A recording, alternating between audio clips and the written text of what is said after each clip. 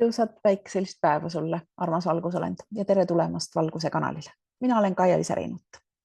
Ja täna me räägime taas tänulikkusest. Ma ei jõua seda rõhutada ja selle tähtsust nagu esikohale seada, sest tänulikkuse energia ja tingimusteta armastuse energia on kaks kõige kõrgema sagedusega energiat, mida meie saame ise genereerida, meie inimesed. Sest ma usun, et tänulikkus muudab elusid, no muudab ka sinu elu. Ja sellepärast on soovitus, et hoiame asjad lihtsatena. Ja mõned soovitused.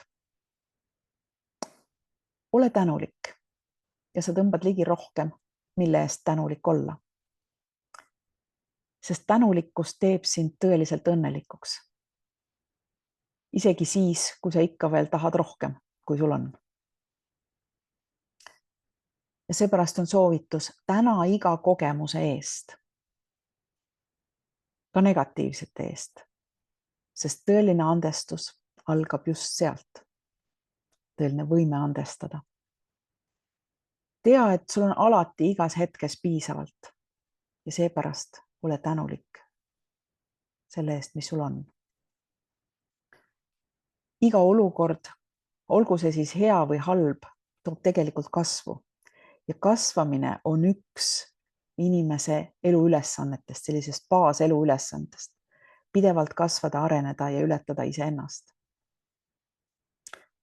Järgmine soovitus on see, et hinda tänast päeva, sest elu muutub kiiresti. Ja ära kunagi pea kedagi ega midagi enesestmõistetavaks. Ja seepärast on hea näidata tänulikkust oma tegude, mitte ainult sõnade kaudu. Ja kui sa oled midagi saanud, siis anna see tagasi või õigemini anna edasi. Tagasi selles mõttes, et tänulikkus seisneb õnnistuste jagamises. Anna õnnistusi vastu ja anna need kõik head asjad selles mõttes edasi, et anna, kui sina oled saanud midagi head, siis anna midagi head ka kellelegi teisele edasi. Ja loomulikult õnnistuse võid ju anda sellele, kes sulle selle midagi head andis või tegi. Järgmine soovitus on see, et austa seda või keda sa oled kaotanud. Tänulikkusega just, mitte kurbusega.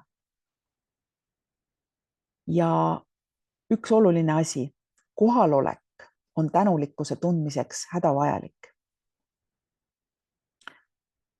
Ja seejuures tänulikkuse tundmiseks on vajalik lasta lahti kontrollist. Selleks, et sa saaksid ootamatut rõõme vastu võtta, sest kontrollimine põhineb hirmul ja hirmu puhul energiat tõmbuvad kokku, sinu aura tõmbub kokku ja selleks, et sa saaksid ootamatut rõõme vastu võtta, et sa saaksid energiaid vastu võtta, siis on vaja lahti lasta kontrollist. Ja viimaseks soovituseks seisa alati tänulikkuse eest. Ilusat päeva sulle!